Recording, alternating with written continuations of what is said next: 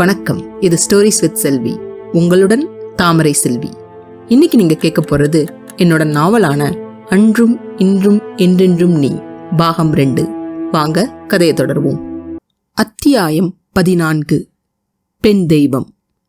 ஒரு கணம் திடுமென்று தனக்கு முன் தன் கண்களை பார்த்த முகை அதிர்ந்த போதும் அடுத்த நிமிடத்தில் தன்னை சுதாரித்துக் கொண்டாள். ஆளுயர கண்ணாடியில் விரிந்த அவளது பிம்பம் முகையின் கண்களுக்கு முன்னால் விரிந்து ஒரு கணம் அவளை திகைப்படைய செய்தது. கண்ணாடியில் பிரதிபலித்த அந்த பிம்பத்தை முகையின் கண்கள் கூர்ந்து பார்த்தன. அந்த கண்ணாடியின் அருகில் செல்லலாம் என்று எண்ணி அதன் அருகில் செல்ல ஒரு அடி எடுத்து வைத்தாள் முகை. இல்லை, எடுத்து வைக்க வேண்டும் என்று எண்ணினால் மட்டும்தான். ஆனால் அவளின் உடல் அவள் எண்ணத்திற்கு இணங்கவில்லை. குழப்பத்தில் தன் தலையை அங்கும் இங்குமாய் திருப்ப முயன்றாள். ஆனால் அவளால் அவளின் தலையை இம்மி அளவிற்கு கூட நகர்த்த முடியவில்லை. கண்ணிமைகளை மூடினாள். ஆனால் அந்த பிம்பத்தில் எந்த மாற்றமும் இல்லை. டக் டக் கதவை தட்டும் ஒலி கேட்டு அந்த புறம் திரும்பினாள் முகை.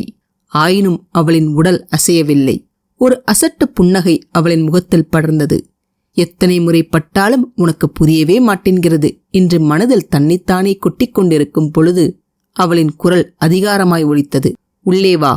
ஒரு கணம் அந்த குரலில் முகை அதிர்ந்தாலும் ஒலித்தது தன் குரல் என்றாலும் அது தான் இல்லை என்று முகைக்கு தெளிவாய் விளங்கியது. அது உகந்திகாவின் குரல். முகை முதலில் அவளின் பூர்வ ஜென்ம வாழ்க்கைக்குள் சென்றபோது அந்த வாழ்க்கையை அருகிருந்து பார்க்கும் ஒரு பார்வையாளர் போலதான் அந்த வாழ்க்கையில் பயணித்தாள். கிட்டத்தட்ட ஒரு நாடகம் நடப்பதை அருகிருந்து பார்க்கும் நிலைதான் முகையினுடையது. ஆனால் இந்த முறை அவள் அருகிருந்து பார்க்கும் பார்வையாளராக இருக்கவில்லை. முகை அவளின் கடந்த காலமாகவே இருந்தாள். உகந்திகாவின் உடலுக்குள் இருந்தாள். உகந்திகாவின் எண்ணம், உணர்ச்சி அனைத்தையும் அவளால் முழுவதுமாய் உணர முடிந்தது. முதலில் அவள் கண்ட அந்த போர்க்கள காட்சி போலத்தான் இருந்தது. நடப்பது என்னவென்று நன்கு அறிந்த பின்னும் செய்வதற்கு ஒன்றுமில்லை என்று முகைக்கு தெளிவாய் விளங்கியது. உகந்திகாவின் மூலம் அடுத்து நடக்கப் போகும் கதையை தெரிந்து கொள்வதற்கு ஆர்வமாய் காத்திருந்தாள் முகை. 7 அடிக்கும் சிறிதும் குறையாமல் ஆஜானுபாகுவான ஒரு மனிதன் உள்ளே நுழைந்தான். உள்ளே நுழைந்த அந்த வீரனின் தலை குனிந்தே இருந்தது. ஒரு கையை மார்பின் குறுக்கே கட்டியிருந்தான். மற்றொரு கையில் பார்க்கவே பயங்கரமாயிருந்த ஒரு உருண்டையான அரிவாளை பிடித்திருந்தான். 2 கொம்புகளுடன் கூடிய வலுவான எக்கினால் ஆன உருண்டையான ஒரு கிரீடம் அவனது தலையை மூடியிருந்தது. எழுக! அதிகாரமாய் ஒலித்தது உகந்திகாவின் குரல். உகந்திகாவின் ஆணையை கேட்ட பிறகுதான் அங்கு நின்றிருந்த வீரன் தலையை உயர்த்தினான். தலையை உயர்த்திய பின்னும் அவனது கண்கள் தரையை விட்டு அகலவில்லை. அந்த வீரனின் முகத்தைக் கண்ட முகையின் இதயம் ஒரு கணம் நின்று துடித்தது. செக்கச் சிவந்த முகமும் மஞ்சள் கரை படிந்த கூரிய பற்களும் அவனின் நிறத்திற்கு போட்டி போடும் அளவிற்கு அவனின் சிவந்த கண்களும் காண்போரை நடுநடுங்க வைக்கும் விதத்தில் இருந்தது. அத்தகைய அந்த அரக்கன் ஒரு பூனைக்குட்டி போல் உகந்திகா முன் நின்றான். அவன் கண்களில் தெரிந்த பயமும் மரியாதையும் அவனின் தோற்றத்திற்கு சிறிதும் பொருத்தமில்லாமல் இருந்தது. தேவி, அனைவரும் வந்துவிட்டார்கள். உங்களுக்காக அனைவரும் காத்திருக்கிறார்கள் என்றான் பவ்யத்துடன். வருகிறேன். ஒற்றை வார்த்தையில் பதிலளித்தாள் உகந்திகா. அவளின் பதிலை தலைகுனிந்து ஏற்றுக்கொண்டு வந்த வழியே அரவம் ஏதுமின்றி வெளியேறினான் அந்த அரக்க வீரன். உகந்திகாவின் பார்வை இன்னமும் அந்த கண்ணாடியில் இருந்த பிம்பத்தில் இருந்து அகலவில்லை. பார்ப்பவர்களுக்கு அவளின் அழகை ரசிப்பது போல தோன்றினாலும் உகந்திகாவிற்கும் முகைக்கும் மட்டும்தான் எந்த எண்ணமும் இல்லாமல் அவள் அந்த கண்ணாடியை விரித்து கொண்டிருந்தாள் என்பது தெரியும். கண்ணாடியை பார்த்து கொண்டிருந்த முகைக்கோ வேறொரு எண்ணம் அவள் மனதில் ஓடிக்கொண்டிருந்தது. நான் இவ்வளவு அழகா? தன் கண்களை தன்னாலேயே நம்ப முடியாமல் பிம்பத்தில் தெரிந்த தன் உருவத்தை ஒரு பிரமிப்புடன் பார்த்து கொண்டிருந்தாள். தங்கத்தைப் போல அவளது மேனி தகதகவென்று ஜொலித்துக் கொண்டிருந்தது.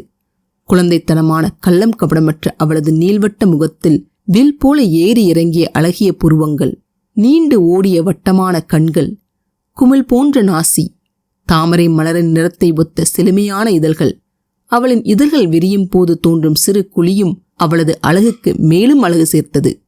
அந்த குழந்தைத்தனத்திற்கு முற்றும் மாறுபாடாக இடுப்பில் கை கொடுத்து அவள் நின்ற தோரணை அவளின் நெஞ்சுரத்தையும் உறுதியையும் பறைசாற்றி அவள் இந்த உலகத்தை ஆளப் பிறந்தவள் என்பதை சொல்லாமல் சொல்லியது. முகையின் கவனம் உகந்திகாவின் முகத்திலிருந்து அவளது ஆடைக்கு தாவியது. போருக்கு போவது போலத்தான் அவளும் ஆடை அணிந்திருந்தாள். அவளது வாலிப்பான கால்களை கவ்வியது போல புலித்தோளால் ஆகிய கால் சட்டையை அவள் அணிந்திருந்தாள். அதன் மேல் முழங்கால் வரை ஓடியிருந்தது அவள் அணிந்திருந்த காலணி.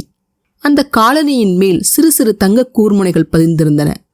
தங்க நிறத்திலான மேலாடை அவளது கைவரைக்கும் நீண்டிருந்தது. மடிப்புகளுடன் கூடிய அவளது சட்டை அவளின் தொடையின் பாதி வரைக்கும் நீண்டிருந்தது. யானை தோளால் செய்யப்பட்ட ஒரு கச்சை அவளது மேலாடையையும் இடையையும் இறுக்கி கட்டியிருந்தது. அவளின் வளைந்த இடை அவளது பெண்மையின் அழகை மேலும் எடுத்து காட்டியது. அவளது மணிக்கட்டில் யானை தோளால் செய்யப்பட்டிருந்த பட்டைகள் மூடியிருந்தன. பிறைச்சந்தனை போன்ற வங்கியும் தோள்பட்டையில் கூம்பான தங்க ஆபரணம் அவளது மெலிந்த தோள்களை பறந்து விரிந்து காட்டியது. மகுடம் ஏதும் அணியாமல் இடைவரை நீண்டிருந்த அவளது கரிய அடர்த்தியான முடியை 2 ஜடைகளாக பின்னியிருந்தாள். தங்க மணிகளால் ஆன சரங்கள் அவளது நீண்ட பின்னலை மேலும் அழகுறச் செய்தது. அவளது பிறை நெற்றியில் விபூதியால் பட்டையிட்டு அதன் நடுவில் சந்தனத்தில் ஒரு பொட்டியிட்டு அதன் மேல் குங்குமம் இட்டிருந்தாள்.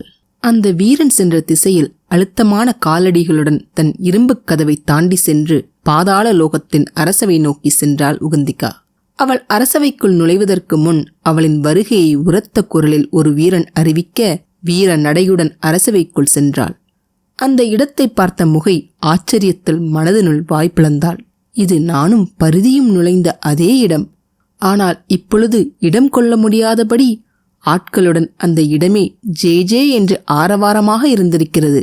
நிமிர்ந்த நடையும் அஞ்சாத பார்வையுமாய் பேரரசிக்கான செருக்குடன் உள்ளே நுழைந்தாள் உகந்திகா. இடையில் அணிந்திருந்த குருவாளைத் தவிர வேறு எந்த ஆயுதமுமின்றி நிராயுதபாணியாகவே அரசவைக்குள் நுழைந்தாள் அவள். அந்த அகண்ட அரசவையின் 2 மருங்கிலும் கற்களால் ஆன இருக்கைகள் எதிரெதிராயிடப்பட்டிருந்தது. ஒரு மருங்கில் தேவலோகத்தின் பிரதிநிதிகள் அமர்ந்திருந்தனர். எதிர் மருங்கில் பாதாள லோகத்தின் பிரதிநிதிகள் அமர்ந்திருந்தனர்.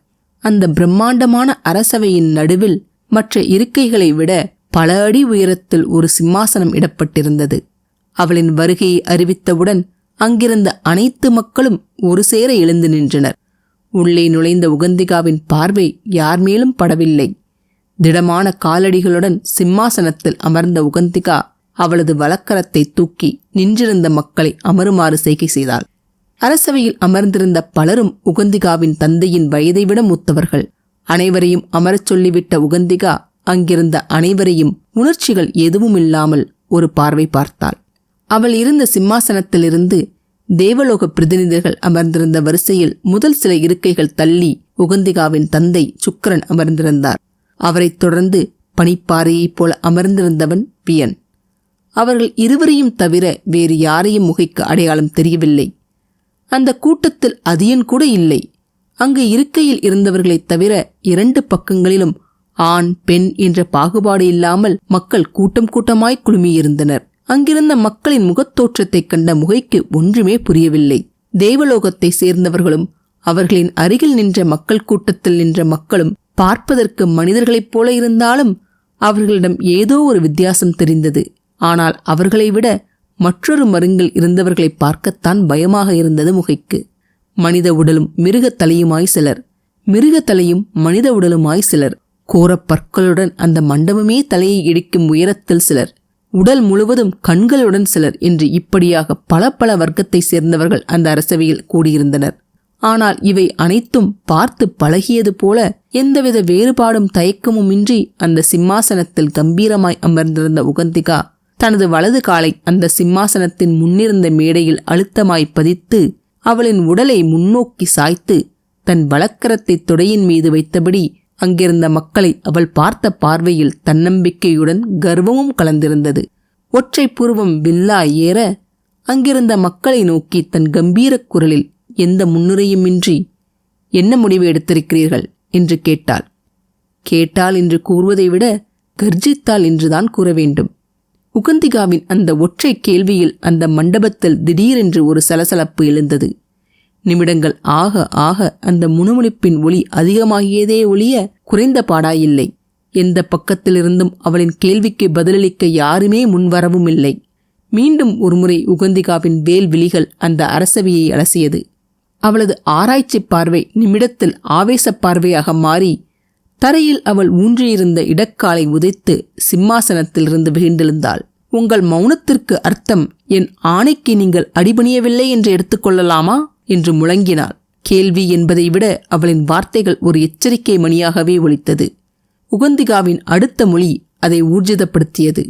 என் ஆணையை மீறினால் விளைவுகள் என்னவாக இருக்கும் என்று சொல்லியிருக்கிறேன். வார்த்தைகள் ஒவ்வொன்றும் இடிபோல இறங்கியது. தேவலோகத்தின் பிரதிநிதியான தேவேந்திரன் தன் இருக்கையிலிருந்து எழுந்து உகந்திகாவின் முன் சென்று தலைதாழ்த்தி கரம் கூப்பி, அரசி, நாங்கள் யாரும் உங்களுக்கு எதிராக இல்லை. ஆனால் அவரின் குரல் தடுமாற்றத்துடன் இழுத்தது. சொல்லுங்கள், கட்டளையிட்டாள் உகந்திகா.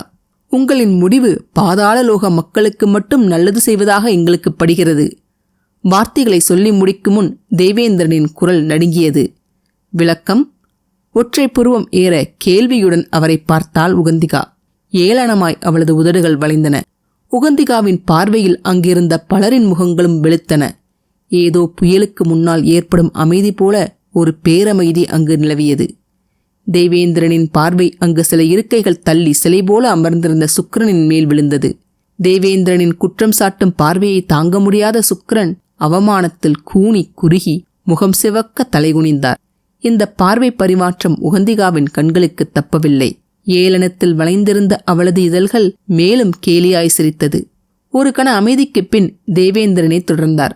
தேவி, நீங்கள் அறியாததல்ல பாதாள லோகவாசிகள் எவ்வளவு கொடூரமானவர்கள் என்று. அவர்களுக்கு கொள்கையோ நல்ல குணநலன்களோ எதுவுமே கிடையாது.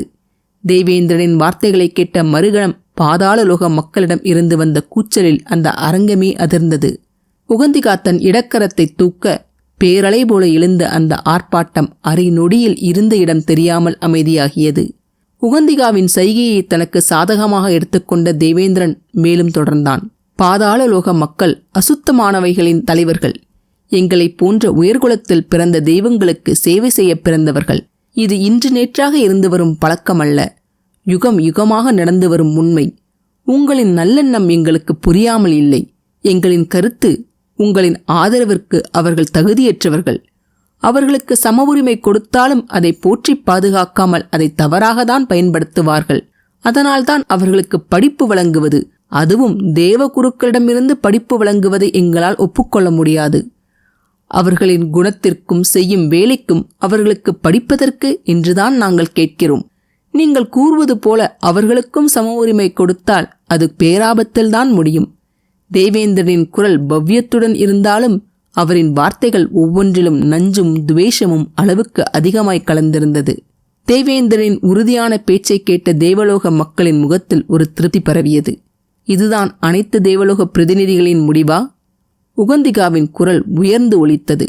உகந்திகாவின் கேள்விக்கு வாய்வார்த்தையாய் யாரும் பதிலளிக்க முன்வராவிட்டாலும் அங்கிருந்த தேவர்களின் தலைகள் ஆம் என்பது போல அசைந்தன. உகந்திகா மீண்டும் பேசத் தொடங்குவதற்கு முன் அவளின் பார்வை தேவகணங்களின் வலிமையான படைத்தளபதியான அவளின் தந்தை சுக்கிரன் மேல் விழுந்தது.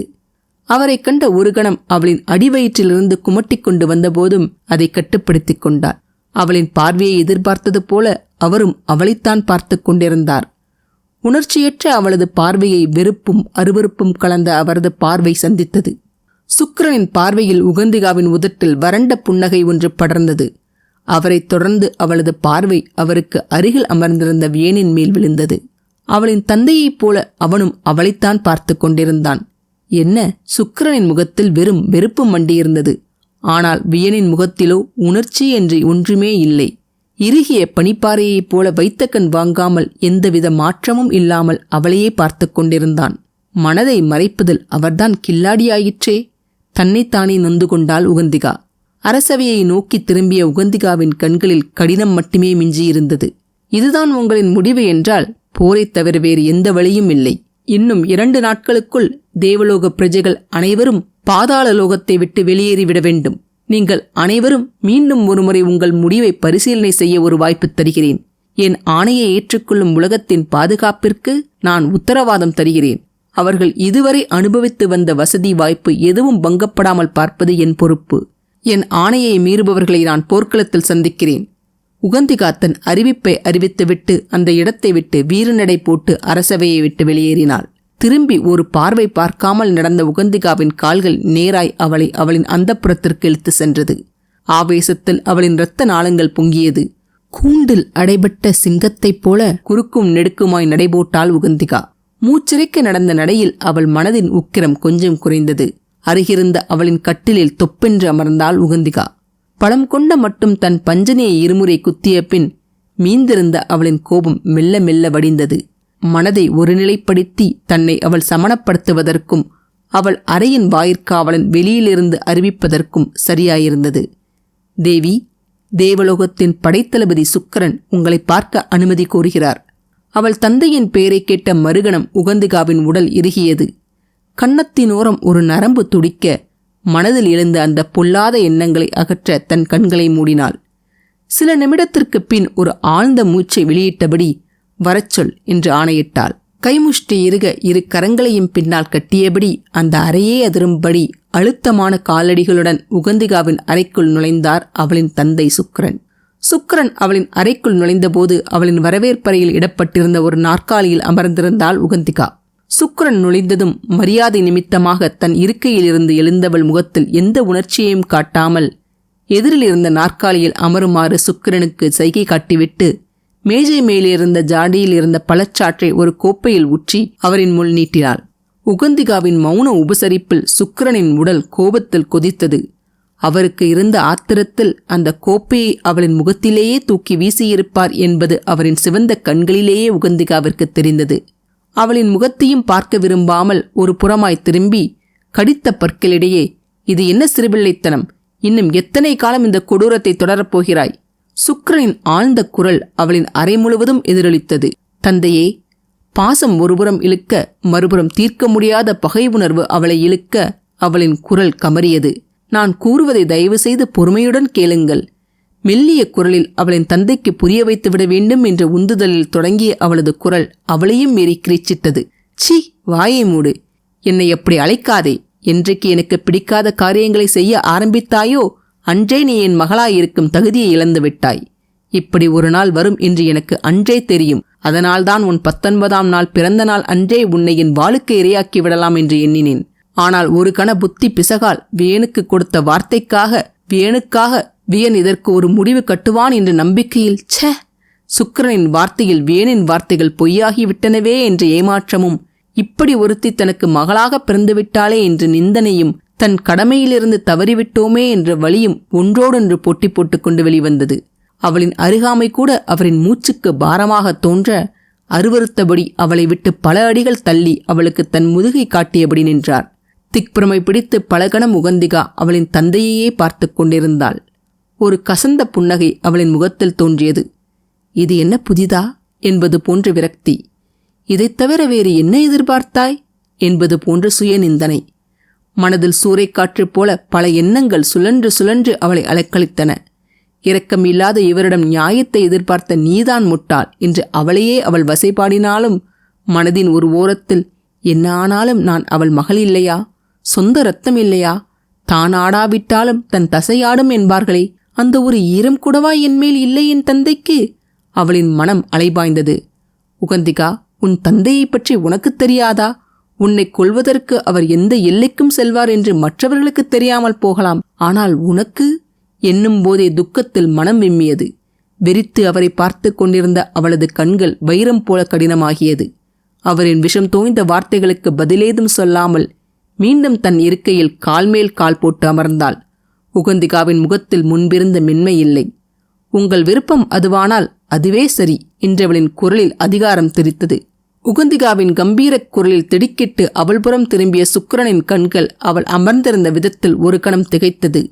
அவர் கண்முன்னே இருந்த உகந்திகா வெறும் ஒரு தந்தையின் மகளல்ல, அனைத்து உலகத்திற்குமான ஒரே அரசி, ஒரே தேவியும் கூட. உகந்திகா அமர்ந்திருந்த தோரணையும் அவள் குரலில் தெரித்த அதிகாரமும் சுக்கிரனின் கோபக்கணலை கொழுந்துவிட்டு எரிய வைத்தது. உக்ர தேவனாக அவரின் முகம் சிவக்க, உகந்திகா! அந்த அரண்மனையே அதிரும்படி உருமினார். சுக்கிரனின் உருமலை அலட்சியம் செய்த உகந்திகாவின் நிச்சலமற்ற முகம் நிமிடத்தில் நண்பகல் சூரியன் போல் சுட்டரித்தது. சுக்கிரரே, உங்கள் எதிரில் இருப்பது உங்கள் மகள் அல்ல, 7 உலகத்திற்குமான ஒரே அதிபதி. அதை மறந்துவிட்டு பேசுகிறீர்கள். சுக்கிரனுக்கு சற்றும் சளைக்காமல் கர்ஜித்தாள் உகந்திகா. தேவர்களோடு இருந்ததில் எது மறந்தாலும் தங்களை விட பதவியிலும் சக்தியிலும் உயர்ந்தவர்களுக்கு எப்படி மரியாதை கொடுக்க வேண்டும் என்பதை மறந்திருக்க மாட்டீர்கள் என்று நம்புகிறேன். ஏளனமாய் அவரை நோக்கினாள் உகந்திகா. எவ்வளவு திமிர் என்று கொதிப்பில் அவளை நோக்கி பாய்ந்தவரின் கால்கள் இருந்த இடத்தை விட்டு நகரவில்லை. முதலில் அரசியை எப்படி சந்திப்பது என்று கற்றுக்கொள்ளுங்கள். தலை தாழ்த்தி கரம் குவித்து அரசி என்றோ தேவி என்றோ அழைத்து உங்களின் மரியாதையை செலுத்திவிட்டு உங்கள் கோரிக்கையை என்னிடம் சொல்ல வேண்டும். சரி, போகட்டும். ஒரு காலத்தில் தந்தை மகளாக நாம் வாழ்ந்தோம் என்ற பாசத்தில் உங்களின் இந்த தகாத செயலை மன்னிக்கிறேன். ஆனால் என் பாசத்திற்கும் கருணைக்கும் கூட அளவு உண்டு என்று பெருந்தன்மையாய் அவரை மன்னித்துவிட்டு மீண்டும் தொடர்ந்தாள். சொல்லுங்கள், எதற்காக என்னை பார்க்க வந்தீர்கள்? கண்டிப்பாய் என் நலத்தை பற்றி விசாரிப்பதற்காக இருக்கப் போவதில்லை என்றவளின் குரலில் ஏளனம் துளித்தாலும் மெலிதாய் ஒரு ஏமாற்றமும் பரவியது. உன் நலம்? ஹா, நீ இறக்கும் நாளை எதிர்பார்த்து காத்திருக்கும் போது உன்னலம் பற்றி விசாரிக்க வருவேன் என்று பகல் கனவு காண்கிறாயா? உடல் குலுங்க உறக்க சிரித்தார் சுக்கிரன். சுக்கிரனின் சிரிப்பைக் கண்ட உகந்திகாவிற்கு சீ என்றாகிவிட்டது. காரணம் எதுவாக இருந்தாலும் அவள் அவரின் மகள் அல்லவா? மகள் என்று கூட என்ன வேண்டாம், பல வருடங்கள் வளர்த்த பிராணிக்கு ஒரு பிணி என்றாலே மனம் பதறும் போது அவள் அவரின் உதிரம். ஆனால் அவரோ என்னும் போதே உகந்திகாவிற்கு மனம் விட்டுப்போனது. தன் தந்தையை பற்றி நன்கு தெரிந்திருந்த போதும் அவளின் அன்பிற்கு தகுதியற்றவர் என்று தெரிந்த பின்னும் ஏனோ உகந்திகாவின் மனம் வலித்தது. கண்களில் துரித்துக் கொண்டு நின்ற விழிநீரை மறைக்கும் வகையில் அவருக்கு முதுகை காட்டியவாறு, காவலாளி! இடிமுழக்கம் போல அவளது குரல் அழைத்தது.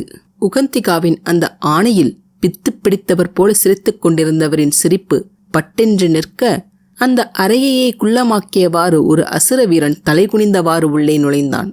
கரம் குவித்து, தேவி, ஆணையிடுங்கள் என்றான் பார்வையை உயர்த்தாமல். விருந்தாளியை மரியாதையுடன் அழைத்து செல் என்றாள் உகந்திகா. உகந்திகா தன்னை ஒரு தூசி போல விரட்டியதில் அவரின் அங்கம் அனலில் விழுந்த புழு போல துடித்தது. ஆயினும் இது அவளை எதிர்க்கும் நேரமோ இடமோ அல்ல என்று அவருக்கு நன்கு தெரியும். மனதில் கருவிக்கொண்டு அந்த இடத்தை விட்டு வெளியேறினார் சுக்கிரன். கண்ணிமைக்கும் நொடியில் அவளின் அறையில் நிசப்தம் நிலவியது. அவளின் நிமிர்ந்த தோள்கள் குறுகி சோர்ந்தன. அதற்கு மேல் தன் பாரத்தையே தாங்க முடியாதவள் போல அவளின் பஞ்சனையில் தொப்பென்று அமர்ந்தாள். இந்த இடைப்பட்ட காலத்தில் பல போர்களை உகந்திகா பார்த்திருக்கிறாள். அப்பொழுதெல்லாம் கூட அவளின் உடலோ மனமோ சோர்ந்ததே இல்லை. ஆனால் இன்று தன் தந்தையுடனான 2 நிமிட வார்த்தை பரிமாற்றம் அவளின் உடல் மட்டுமல்ல, உள்ளத்தின் மொத்த சக்தியையும் உருத்தெரியாமல் அடியோடு அழித்துவிட்டது. உகந்திகா, ஏன் இந்த துயரம்? இது என்ன நேற்று இன்று நடப்பதா என்று ஆறுதல் கூறியது அவள் மனம்.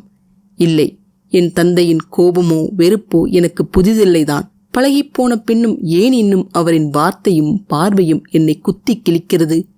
தன் வலியின் காரணம் புரியாமல் தன்னிடமே காரணம் கேட்டாள் உகந்திகா. சுக்கிரன் அவளை பார்த்த பார்வை உகந்திகாவின் கண்களின் முன்னே விரிந்தது. அந்த பார்வையை நினைத்தபோது அவளின் இதயத்தோலை உரிப்பது போல் வலித்தது. மகளென்று வேண்டாம், ஒரு மானுடன், ஒரு பெண் என்று கூட எனக்கு என் விளக்கத்தை கொடுக்க கூட ஒரு வாய்ப்பு தரவில்லையே. கொலையாளிக்கு கூட தன் பக்க நியாயத்தை கூறுவதற்கு வாய்ப்பு கொடுக்கப்படும் பொழுது ஏன் எனக்கு மட்டும் ஒரு சிறு வாய்ப்பு கொடுக்கப்படவில்லை? அதற்கு கூட நான் தகுதியற்றவளா? அடக்க மாட்டாமல் மடை திறந்த வெள்ளம் போல கண்ணீர் பெருகி ஓட தன் கைகளில் முகத்தை புதைத்தவாறு மௌனமாய் விம்மி விம்மி அழலானாள் உகந்திகா. திடுமென்று தன் தலைமேல் சூடான ஒரு கரம் வருட அந்த பரிவில் உகந்திகாவின் உடல் சற்றென்று உறைந்தது. புதைத்த கைகளுக்குள் கண்களை மூடி அந்த அரவணைப்பை மௌனமாய் அனுபவித்தாள். வந்தவன் யாரென்று தெரிவதற்கு அவளுக்கு அரை வினாடி கூட தேவைப்படவில்லை. வந்தவன் வியன். மறுநிமிடம் கண்களை துடைத்துவிட்டு முகத்தில் ஒரு ஏளன புன்னகையை படரவிட்டு விட்டாள். அவள் தலையின் மீது இன்னமும் இருந்த அவனது கையை தட்டிவிட்டு அவன் புறமாய் திரும்பினாள். முதலில் குரு, பிறகு சீடன். உங்கள் இருவருக்கும் என்ன ஒரு பொருத்தம்? இகழ்ச்சியாய் வளைந்தன அவளது இதழ்கள். உங்களின் வருகை அறிவிப்பை நான் கேட்கவில்லையே. கேள்வியாய் அவனை சந்தேகத்துடன் நோக்கினாள் உகந்திகா. உன் காவலாளியை அறிவிக்க வேண்டாம் என்று நான் தான் கூறினேன் என்றான் சாதாரணமாக. வியனின் பதிலில் உகந்திகாவின் உள்ளம் கொதித்தது. அவள் தந்தையின் போக்கும் வியனின் போக்கும் இருவருமே அவளை அரசி என்று எண்ணவில்லை என்பதைத்தானே தெள்ளத் தெளிவாக காட்டுகிறது. நீங்கள் கேட்டுக்கொண்டால் அவன் உங்களின் வார்த்தைப்படி நடப்பானா? அவனுக்கு யார் தலைவி என்பதை மீண்டும் நினைவுபடுத்த வேண்டும் போல என்று எரிந்து விழுந்துவிட்டு வாயிற்காவலனை அழைக்கப் போனவளை வியனின் குரல் தடுத்தது. அவன் ஒத்துக்கொள்ளவில்லை. அதனால் அவனை சில வினாடிகள் நான் தான் கற்சலையாக மாற்றிவிட்டு உன் அறைக்குள் நுழைந்தேன் என்றான் வியன் ஏதோ கதை சொல்வதைப் போல. வியனின் வார்த்தைகளில் ஒரு கணம் அயர்ந்து போனாள் உகந்திகா.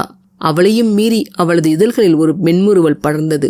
அதே நேரத்தில் அறக்க பறக்க கவலையுடன் ஒரு காவலாளி அவளது அறைக்குள் ஓடிவந்து, தேவி, தேவி, இந்த மனிதன் என்று தொடங்கியவனின் வார்த்தைகள் உகந்திகாவின் ஒரு கையசைவில் அவனின் அலறல் பட்டென்று நின்றது. நான் பார்த்துக் கொள்கிறேன், நீ செல்லலாம் என்று அவள் விடை கொடுத்த மறுகணம் அவளுக்கு மரியாதை செலுத்திவிட்டு சிட்டென அந்த இடத்தை விட்டு பறந்தான் அந்த காவலாளி. உகந்திகாவின் முகத்தில் தோன்றிய மென்முறுவல் மின்னலென மறைந்து ஒரு வெறுமை பரவியது. தன் முழு உயரத்திற்குமாய் நிமிர்ந்தவளின் ஒற்றைப் புருவம் கேள்வியாய் ஏற சலிப்பாய் வியனை பார்த்தாள். நீங்கள் வந்த காரணம் என்றால் உணர்ச்சிகள் வற்றிய குரலில். ஒருவேளை உங்களின் குருவைப் போல நீங்களும் அன்றே என்னை கொல்லாமல் விட்டதை பற்றி வருத்தம் தெரிவிக்க வந்திருக்கிறீர்களா என்றால் எகத்தாளமாக. அதுதான் விஷயம் என்றால் அந்த செய்தியை நீங்கள் சொல்லவே வேண்டாம். அது மிக தெளிவாக எனக்கு புரிய வைத்தாயிற்று. ஒரே விஷயத்தை திரும்ப திரும்ப பேசுவதில் என்ன லாபம்? அதனால் உங்கள் நேரத்தையும் என் நேரத்தையும் வீணடிக்காமல் நீங்கள் வந்த வழி செல்லலாம் என்றால் வாயிற்புறம் தன் கைகளை நீட்டி. உடலும் உள்ளமும் உறைந்து தன் முன் கம்பீரமாய் நின்ற உகந்திகாவை பார்த்த வியனுக்கு மனது வலித்தது. கணத்தில் அவளை இழுத்து தன் அணைப்பிற்குள் இறுக்கிக் கொண்டான். வியனின் கோப வார்த்தைகள் அல்லது இரக்கத்தையோ எதிர்பார்த்திருந்தவளுக்கு அவனது அந்த திடீர் அணைப்பு அவள் மனதிற்கு இட்டு வைத்திருந்த அனைத்து தலைகளையும் தவிடுபடியாக்கியது. உள்ளத்தின் கவலையை தன் மனதிற்குள் மறைத்தே பழகிவிட்டவளுக்கு அவனின் அந்த எதிர்பாராத செயல் அவளது மனதை புரட்டி போட்டது. எத்தனை காலங்களாகிவிட்டது! பாசம் என்ற சொல்லை மறந்து போனவளுக்கு அதை மீண்டும் கண்டதில் மனதில் ஒரு அமைதி பிறந்தது. தன் கைகளில் விம்மிய அவளது தேகத்தை மேலும் இறுக அணைத்து தன் மார்போடு கட்டிக்கொண்டான். அவளின் தொடுகையில் உகந்திகாவின் உடல் சிலிர்த்தது. அவளின் காதோரம் குனிந்து தெளிவான குரலில், நான் எடுத்த முடிவை நினைத்து நான் என்றுமே வருந்தவில்லை. அந்த நாள் இன்று இல்லை, நாளை இல்லை, என் வாழ்நாளில் அந்த நாள் வரப்போவதே இல்லை என்றான் உறுதியாக. இந்த பதிவு உங்களுக்கு பிடிச்சிருந்ததுன்னா மறக்காம லைக் பண்ணுங்க, ஷேர் பண்ணுங்க, சப்ஸ்கிரைப் பண்ணுங்க. என்னோட பதிவுகளை உடனுக்குடனே தெரிஞ்சுக்கிறதுக்காக பெல் பட்டனையும் கிளிக் பண்ணுங்க. மீண்டும் அடுத்த அத்தியாயத்தில் சந்திப்போம். நன்றி, வணக்கம்.